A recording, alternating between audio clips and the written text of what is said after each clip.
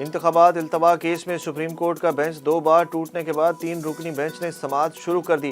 Justice جمال مندوخیل کی case سننے سے معذرت کے بعد چیف جسٹس پاکستان امرتا بندیال نے نیا بینچ تشکیل دے دیا۔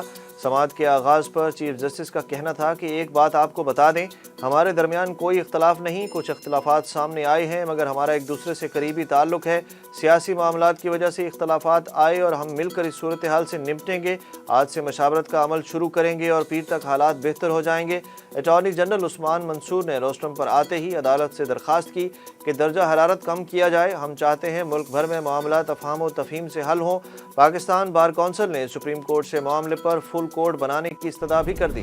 الیکشن التوا کیس کی سماعت میں سپریم کورٹ کے بینچ سے الگ ہونے والے جسٹس جمال مندوخیل کا کہنا ہے کہ اللہ ہمارے ادارے پر رحم کرے۔ اختلافی نوٹ میں انہوں نے کہا کہ بینچ کا ممبر تھا مگر میرے ساتھ فیصلہ تحریر کرتے وقت مشاورت نہیں کی گئی۔ میں سمجھتا ہوں کہ میں بینچ میں مس فٹ ہوں۔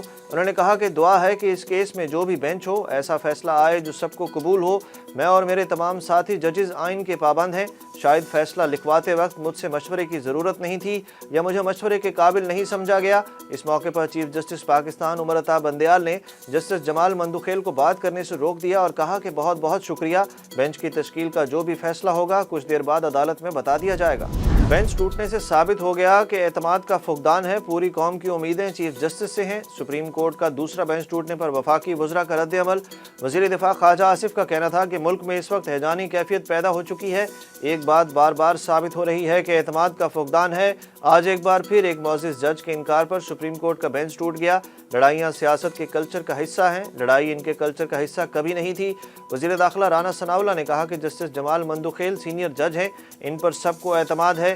ان کے اختلافی نوٹ میں موجود باتیں انتہائی افسوسناک ہیں کہ فیصلہ لکھتے وقت ان سے مشاورت نہیں ہوئی۔ رانا ثناءاللہ کا کہنا تھا کہ انصاف ہوتا نظر آنا چاہیے، فتنے کے ایجنڈے کو کسی صورت پورا نہیں ہونا چاہیے۔ صدر مملکت نے جسٹس قاضی فائز عیسیٰ کے خلاف گزشتہ حکومت میں دائر ریفرنس واپس لینے کی منظوری دے دی۔ صدر مملکت نے منظوری آئین کے آرٹیکل 48(1) کے تحت وزیر اعظم کے ایڈوائز پر دی۔ صدر مملکت نے سول ریویو پیٹیشن میں کیوریٹو ریویو پیٹیشن اور CMA واپس لینے کی منظوری دے دی۔ وزیر اعظم شہباز شریف نے گزشتہ روز جسٹس قاضی فائز عیسیٰ کے خلاف کیوریٹو ریویو ریفرنس واپس لینے کا حکم دیا تھا۔ جسٹس قاضی فائز عیسیٰ اور جسٹس امین الدین کا از خود نوٹس سے متعلق فیصلہ مسترد۔ سپریم کورٹ کا سرکولر جاری۔ سرکولر میں کہا گیا کہ 2 رکنی بینچ کا فیصلہ صحافیوں سے متعلق از خود نوٹس کے 5 رکنی بینچ کے فیصلے کے منافی ہے۔ 2 ججز کا فیصلہ قانونی طور پر لاگو نہیں ہوگا۔ 5 رکنی بینچ قرار دے چکا ہے کہ از خود نوٹس کا اختیار چیف جسٹس کے پاس ہے۔ سپریم کورٹ کے سرکولر میں یہ بھی کہا گیا کہ 2 رکنی بینچ کے فیصلے میں جو بھی آبزرویشنز دی گئیں وہ قابل عمل نہیں۔ از خود نوٹس کا اختیار صرف چیف جسٹس پاکستان استعمال کر سکتے ہیں۔ ایک اور مقدمے میں عمران خان کے ناقابل ضمانت وارنٹ گرفتاری قابل ضمانت میں تبدیل ہو گئے۔ ایڈیشنل ڈسٹرکٹ اینڈ سیشن جج سکندر خان نے خاتون جج دھمکی کیس میں چیئرمین PTI عمران خان کے ناقابل ضمانت وارنٹ گرفتاری قابل ضمانت میں تبدیل کرنے کا حکم دے دیا۔ عدالت نے PTI چیئرمین کو 20,000 روپے کے مچلکے جمع کرانے کا حکم بھی دیا۔ جنرل باجوہ کے انٹرویو میں انکشافات آفیشل سیکرٹ ایکٹ کی خلاف ورزی ہے۔ اسلام آباد ہائی کورٹ میں سابق آرمی چیف، سابق DG ISI فیض حمید اور 2 صحافیوں کے خلاف فوجداری مقدمہ درج کرنے کے لیے درخواست دائر کر دی گئی۔ رجسٹرار آفس نے پیٹیشن پر اعتراضات عائد کرتے ہوئے درخواست گزار کو ہدایت کی کہ پہلے وہ متعلقہ فورم سے رابطہ کریں۔ عارف علی نے اپنی درخواست میں موقف اختیار کیا کہ جنرل باجوہ کا انٹرویو لاپرواہی سے لیا گیا اور صحافی جاوید چودھری اور شاہد میتلا نے اسے شائع کرتے ہوئے ذمہ داری کا مظاہرہ نہیں کیا۔ شمالی وزیرستان میں سیکیورٹی فورسز اور دہشت گردوں کے درمیان جھڑپ میں شدید فائرنگ کے تبادلے میں ایک جوان شہید ہو گیا جبکہ CB میں سیکیورٹی آپریشن کے دوران ایک دہشت گرد مارا گیا۔ ISPR کے مطابق شمالی وزیرستان کے علاقے میر علی میں دہشت گردوں اور سیکیورٹی فورسز کے درمیان جھڑپ ہوئی۔ شدید فائرنگ کے تبادلے کے دوران کرک کے 37 سالہ سپاہی ارشد اللہ بہادری سے لڑتے شہید ہو گئے۔ دوسری جانب بلوچستان کے ضلع سبی کے علاقے نوشمان میں سیکیورٹی فورسز نے دہشت گردوں کی موجودگی کی اطلاع پر آپریشن کیا۔ فائرنگ کے تبادلے میں ایک دہشت گرد ہلاک جبکہ 2 زخمی ہو گئے۔ امریکہ میں نئی تاریخ رقم ڈونلڈ ٹرمپ پر فرد جرم عائد کر دی گئی۔ ٹرمپ مجرمانہ الزامات کا سامنا کرنے والے پہلے امریکی صدر بن گئے۔ ट्रंप का इल्जामात तस्लीम करने से इनकार, अगले साल फिर सदारती इलेक्शन लड़ने का ऐलान भी कर दिया।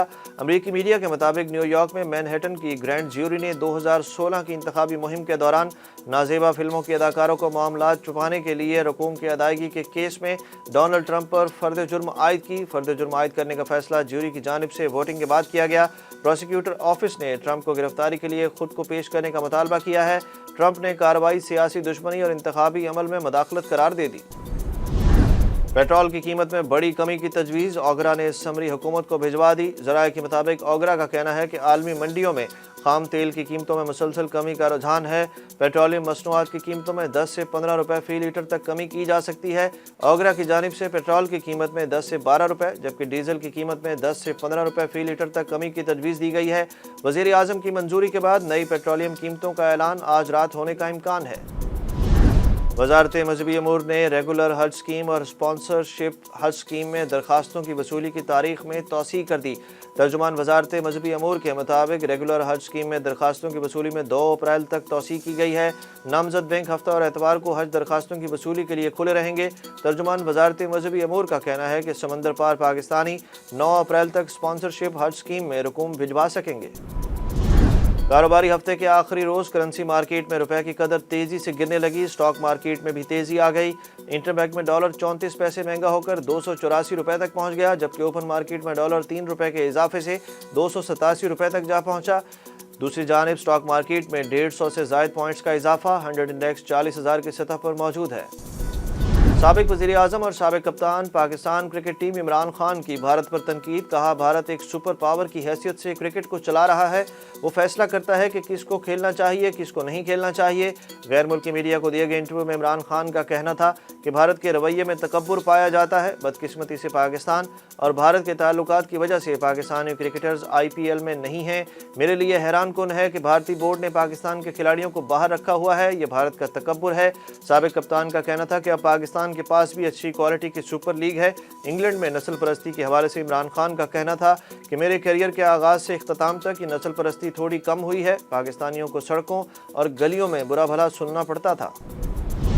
और न्यूजीलैंड से शिकस्त पर श्रीलंका वनडे वर्ल्ड कप के लिए बराह रास्त क्वालिफाई ना कर सका। न्यूजीलैंड से 3 एक रोज़ा मैचों की सीरीज़ में 2-0 से शिकस्त के बाद Sri Lanka ICC mains one day world cup में बराह रास्त शिरकत से महरूम हो गया। श्रीलंका को आखिरी 5 एक रोज़ा मैचों में मुसलसल शिकस्त का सामना करना पड़ा और श्रीलंकन टीम को सुपर लीग के 8 में से 7 मैचों में शिकस्त हुई। ICC कवानीन के मुताबिक टॉप 8 टीमें वर्ल्ड कप के लिए बराह रास्त क्वालिफाई कर गई हैं।